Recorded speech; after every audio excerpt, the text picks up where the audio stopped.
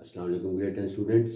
Exercise 4.3 और exercise 4.4 का एक क्वेश्चन मैंने सेलेक्ट किया है। 4.3 का मैंने कहा था क्वेश्चन नंबर 7 और 8 एक ही जैसे हैं, तो उसका क्वेश्चन नंबर 8 मैं आपको करवाऊंगा, तो क्वेश्चन नंबर 7 वैसे ही हो जाएगा। और क्वेश्चन नंबर 1 से लेकर 6 तक उसमें मैंने क्वेश्चन नंबर 1 और 6 पहले करवाया था, बाकी बीच वाले क्वेश्चन तकरीबन सारे उसी कॉन्सेप्ट के हैं, ईजीली आप लोग कर सकते हैं। तो क्वेश्चन नंबर 7 और 8 दोनों एक जैसे हैं, उसमें से क्वेश्चन नंबर 8 मैंने सेलेक्ट किया। इसी तरह जो एक्सरसाइज 4.4 है वो काफ़ी लेंथी क्वेश्चन होते हैं, वो सिर्फ आपके कॉन्सेप्ट क्लियरेंस के लिए मैंने क्वेश्चन सेलेक्ट किया। ये क्वेश्चन अगर आपको समझ आ गया तो बाकी सारे आसान ही हैं। नॉर्मली इसीलिए 4.4 से क्वेश्चन भी नहीं आता, क्योंकि वो बहुत ज़्यादा लेंथी क्वेश्चन होते हैं। 4.3 का question number 8, x square plus 1 over x cube plus 1।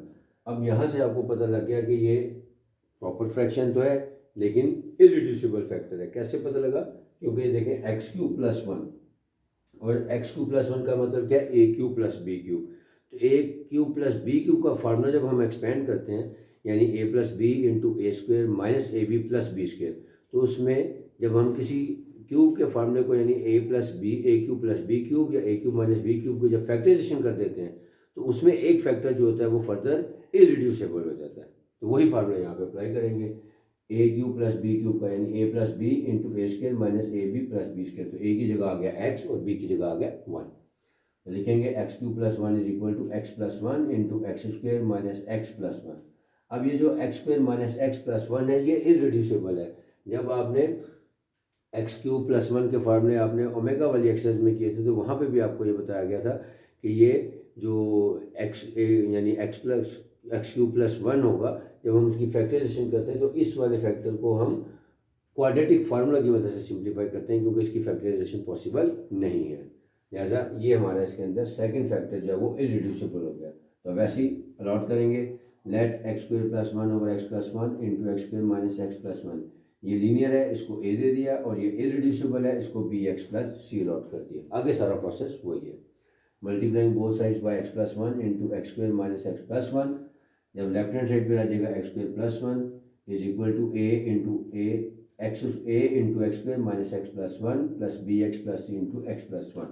अब अगेन एक लीनियर फैक्टर है, उसको इक्वल टू 0 पुट करें ताकि हम उसमें ए बी या सी की किसी एक की वैल्यू निकालें। Put x plus 1 is equal to 0 which implies that x is equal to minus 1 in equation number 1। तो माइनस 1 का whole square plus 1 is equal to a into minus 1 का whole square minus into minus 1 plus 1। क्योंकि ए के लिए solve करेंगे, B के लिए और सी के लिए इसलिए नहीं कर सकते क्योंकि ये एक्स प्लस 1 में जब हम माइनस 1 पुट करेंगे वो 0 हो जाएगा और ये पूरा फैक्टर 0 हो जाएगा, लिहाजा उसमें डायरेक्ट वैल्यू नहीं पुट करें। इसको सिंप्लीफाई किया, यहाँ से ए की वैल्यू आ गई हमारे पास 2/3। अब क्योंकि हमारे पास और लीनियर फैक्टर नहीं है, लिहाजा एक्सपेंड कर दें। एक्सपेंडिंग इक्वेशन नंबर 1, तो x square plus 1 is equal to a into x square minus a x, यानी इसको मल्टीप्लाई कर दिया, प्लस ए, फिर बी एक्स से दोनों को किया, फिर सी से किया। जब इन दोनों को हमने प्रोडक्ट लेने के बाद एक्सपेंड किया तो ये हमारी सिचुएशन आ गई। अब यहाँ से हम सेग्रीगेशन करेंगे, यानी एक्स स्क्वेयर वाले कोफिशिएंट अलग, एक्स वाले अलग और कॉन्स्टेंट टर्म्स के अलग।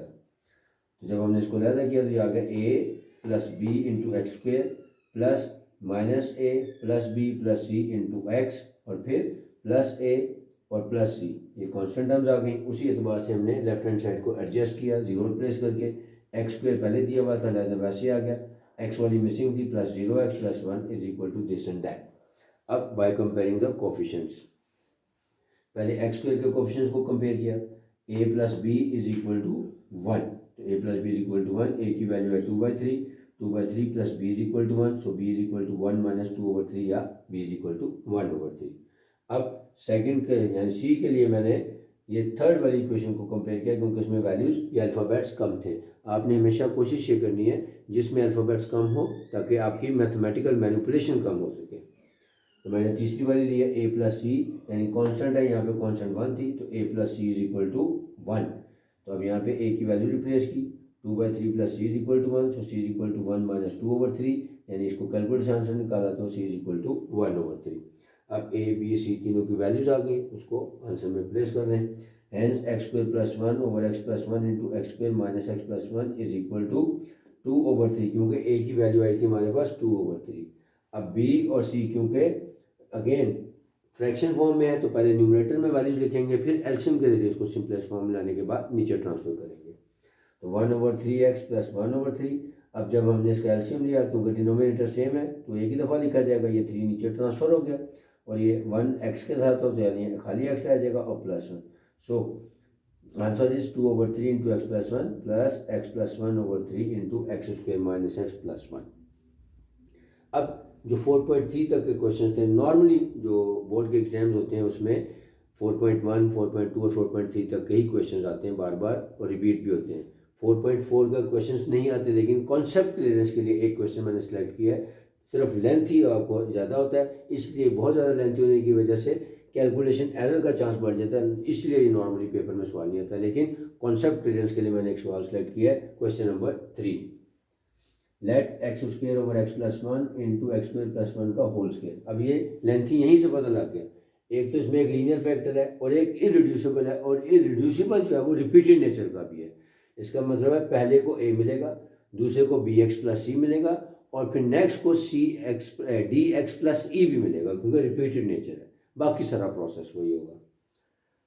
तो let x square over x plus 1 into x square plus 1 whole square is equal to a over x plus 1 plus bx plus c over x square plus 1 plus dx plus e over x square plus 1 का whole square. अब आगे process वही, multiplying both sides by x plus 1 into x square plus 1 का whole square. तो left hand side पे आ जाएगा x square is equal to a into x square plus 1 का होल स्क्वायर, क्योंकि एक्स प्लस 1 कैंसिल हो जाएगा, plus b x plus c के साथ एक्स प्लस 1 एक ये आएगा और इन दोनों में से एक एक्स स्क्वायर प्लस 1 आ गया। Similarly plus d x plus E into x plus 1। अब सिर्फ एक लीनियर फैक्टर है, लिहाजा उसको जीरो के ऊपर पुट करके देखते हैं कौन सी वेरिएबल कौन सा अल्फाबेट निकलता है, बाकियों के लिए एक्सपेंड करेंगे।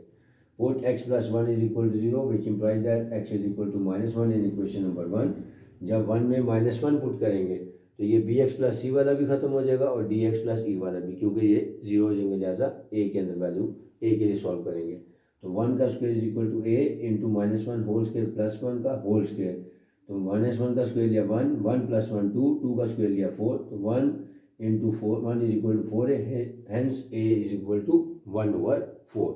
अब बाकी सारे कैसे निकलेंगे उसके लिए एक्सपेंशन करने का वही तरीका है कि इनका प्रोडक्ट लेने के बाद एक्सपेंड करें और फिर उनके कोफिशिएंट्स को सेग्रीगेशन के ज़रिए, यानी एक्स क्यूब वाले अलग, एक्स स्क्वायर वाले अलग, एक्स वाले अलग और कॉन्स्टेंट वन अलग। नाउ एक्सपेंडिंग इक्वेशन नंबर 1, ये मैंने यहाँ पे एक्सपेंड करके दिखाया आपको। पहले इसका फार्मूला खोला, एक्स स्क्वायर प्लस 1 का होल स्क्वायर था, यानी a प्लस बी का होल स्क्वायर वाले फार्मूला, यानी एक्स स्क्वायर का स्क्वायर लेंगे तो x4 plus 1 plus 2x square, direct expand किया।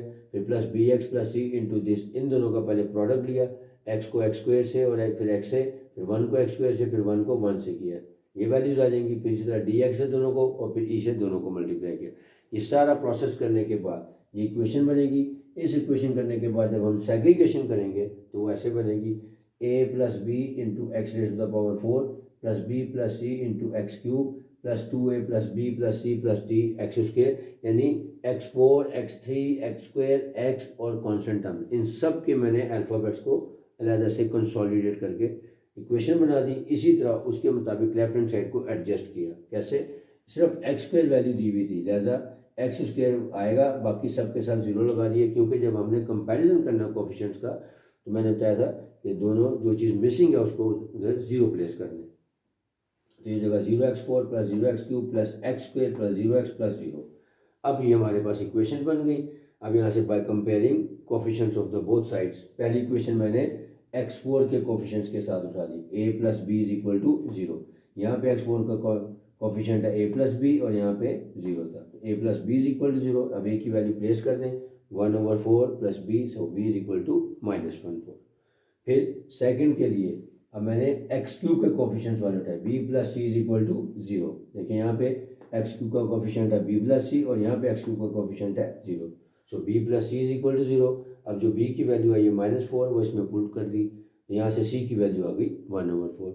अब डी और ई के लिए हमने जाना है, लेकिन अगर आप देखें ये 2a plus b plus c plus d, इसमें मैं वैल्यू पुट करके डी की वैल्यू निकाल सकता था, लेकिन क्योंकि इसमें ऑपरेशन ज़्यादा है 2a plus b plus c plus d, इसलिए मैंने इसको इग्नोर कर दिया और मैंने लास्ट वाली उठाई a प्लस सी प्लस ई, ताकि पहले e की वैल्यू आ जाए। तो ये लिखा a प्लस सी प्लस ई, ये कॉन्स्टेंट है तो यहाँ पे कॉन्स्टेंट 0 थी तो वही लिख दिया, a plus c plus e is equal to 0। अब ए और सी की वैल्यूज दी हुई थी 1/4 प्लस 1/4, दोनों को ऐड किया 2/4 यानी 1/2, तो ई की वैल्यू आ गई -1/2। अब मैंने यहाँ से b plus c plus d plus e से हमारी डी की वैल्यू निकाली, वो हमारी डी की वैल्यू आ गई 1/2। यानी ये कॉन्सेप्ट में बताया आपको, तरीकाकार वही है लेकिन काफ़ी लेंथी क्वेश्चन है। इसकी जो मल्टीप्लिकेशन है, जो इसकी एक्सपेंशन है, उसको बड़ा केयरफुली करना पड़ता है जब हमने इसकी सेग्रीगेशन करनी। बाकी सारा प्रोसेस वही है कि आपने रिपीटेड नेचर वाले को बी एक्स प्लस सी और फिर डी एक्स प्लस ई अलॉट करना है, उसके बाद वैसे ही करना है। अब A B C D E की जो वैल्यूज़ आ गई हैं इसको ओरिजिनल क्वेश्चन में रिप्लेस कर देंगे, तो ये आपका सोल्यूशन सेट आ जाएगा। रिवाइज कर लेते हैं।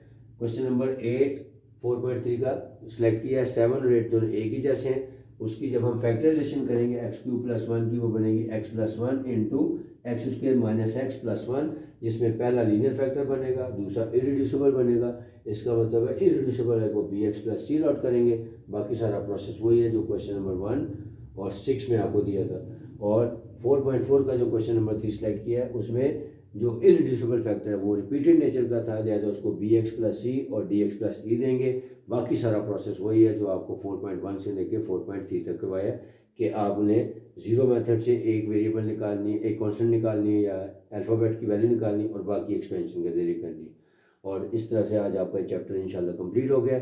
उम्मीद है कि आप अगर ये चैप्टर 4 जो है आपको बहुत अच्छा समझ आया होगा, क्योंकि जिन लोगों ने आगे एफएससी में मैथमेटिक्स पढ़ना है वहाँ पे चैप्टर नंबर 5 पार्शियल फ्रैक्शन का दोबारा आएगा। लिहाजा ये सिर्फ यहाँ पे एग्जामिनेशन पॉइंट ऑफ व्यू से तो इम्पोर्टेंट है ही, आगे फर्स्ट ईयर में जब आएंगे तो यही चीज़ें दोबारा आएंगी थोड़ी सी एडवांस लेवल पे, तो आपको ये काम आएगा इंशाल्लाह। उम्मीद है कि चैप्टर आपको समझ आएगा। इंशाल्लाह हम नेक्स्ट चैप्टर नंबर 5 के लिए आपसे दोबारा मुलाकात करेंगे। तब तक अल्लाह।